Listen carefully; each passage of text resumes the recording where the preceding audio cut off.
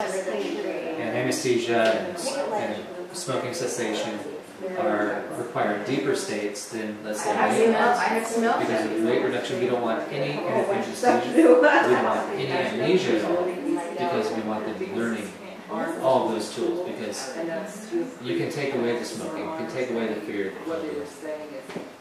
but you can't take away the fact that you have to eat. And the default diet, I was also a chef for many years.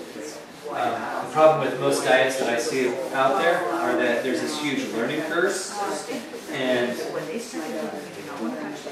there ends up being a whole bunch of waste, because they don't really teach you how to use the food as leftovers. And in the culinary field, there's this really big thing about not wasting food, because it drives your overhead way up. So if you can use foods for different meals, you're saving money. And so that's where the default diet plan comes from. It's all about how comfortable the client feels, and it's important for the hypnotherapist to be able to allow the client to feel as comfortable as they can right off the bat, because usually they're coming in, they're really nervous, they've never been hypnotized. So once they start learning what hypnosis is and everything, they usually start relaxing, because I think that we're all whole, and even if we have a part that isn't serving us right now, there's purpose for that part being there. So maybe if we just change the name of that and show its true intent, its true purpose, it can make the person realize that maybe there was never actually an evil part of them, it was just a part of them that was being defensive. So are we focused on an aversion or on a goal? An aversion is something that you're veering away from, you're moving away from. It's like if there's a boulder in the middle of the road and you were driving towards that, you needed to go around the boulder. That's an aversion, where you have to turn around and go away from it. So it's not really about getting caught up on the word don't, but more about, are you focused on something that you don't want, or you're trying to avert, or your goal. And what happens is our subconscious mind deletes the negative nominal. So anytime we tell ourselves don't do something, it's a freeway. That's the goal. That's the whole point of the conversation, is that end, right? So it's just like if I tell you right now, whatever you do, don't think about a red stop sign. Everyone go ahead and put your hands together just like this. Interlace your fingers and put both thumbs straight out like a V. Focus on the empty space in between the thumbs. And imagine that there's a very strong, powerful magnet on the tip of each thumb, drawing and pulling in closer and closer and closer and closer. Faster and faster, tighter and tighter. Focus on your own thumbs. Imagine that there's a big, thick, red, heavy rubber band wrapped around both thumbs. Pulling and tugging, tugging and pulling, closer and closer and closer and closer and closer. With each breath in and each breath out, those thumbs continue drifting and floating, floating and drifting, and tighter, and tighter, and tighter, and tighter. Now go ahead and relax the thumbs down, put the arms straight out in front of your bodies, locking the elbows, focusing on your top thumb. Does everyone know what a vice is? Imagine that your hands are in a vice, and that vice is getting tighter and tighter and tighter, locking down so tight that it feels like the hands become one solid block of wood, so tight that the sweat on the skin becomes the world's strongest glue, and tighter and tighter and tighter and tighter, locked down so tight that they cannot come apart. Even if you try to pull them apart right now, they'll stay stuck tighter and tighter and tighter. Go ahead and try to pull them apart. Tighter and tighter. Go ahead and just relax, release them down. It seems like a good idea to have hope, doesn't it? Yeah. Isn't that what the power and other things like that? Exactly. Exactly. When you're hoping for something, you're giving away your power. It leaves you powerless over the situation. And if we're truly talking about being empowered, then we need to own it and not hope. Own it in the now as though it's happening. Whether it seems like it's not going to happen or you hope, The doubt creates instability in your mind.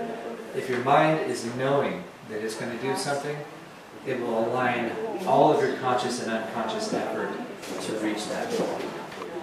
We have a way of lying to ourselves by saying that the things that we do, that we've done in the past, are happening right now.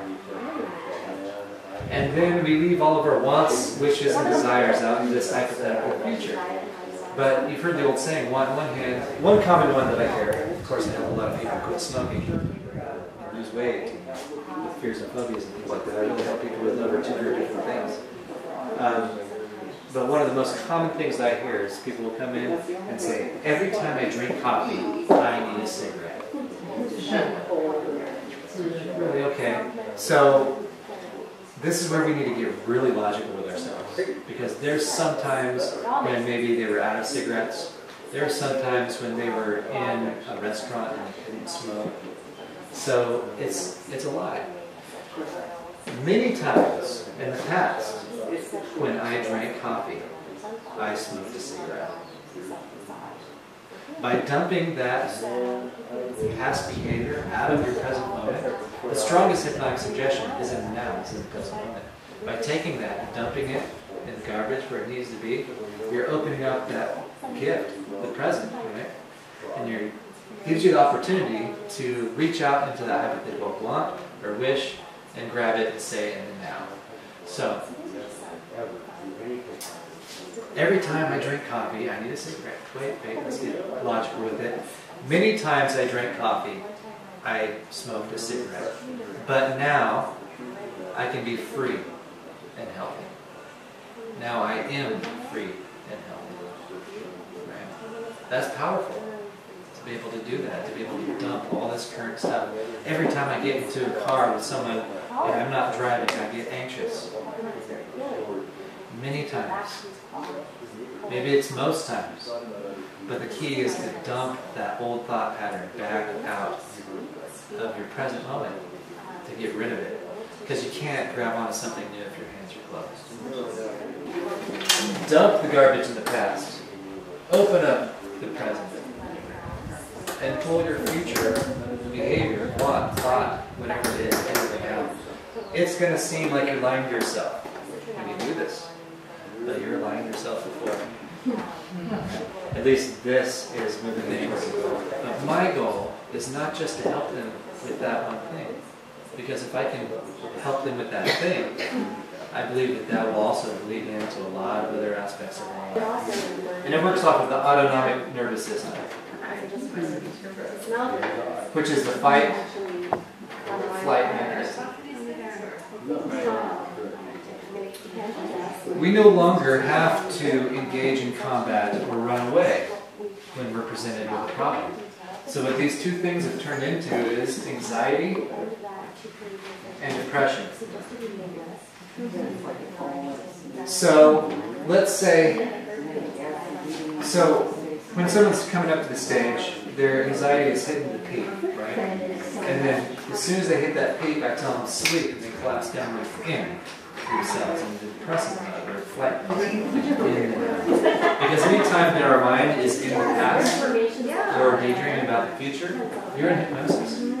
Because when change comes from within you instead of from somewhere external, to do that yourself, all you simply need to do is do a progressive relaxation. If you're sitting, you usually start from the head down to the feet. If you're laying down, you usually start from the feet up to the head. Sometimes we have to give ourselves permission to accept that. And that's okay.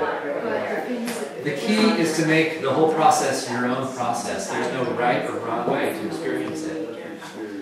The more you tailor it to yourself, the more you create it for yourself, the better it is for your mind. That's it. Does anyone have any questions?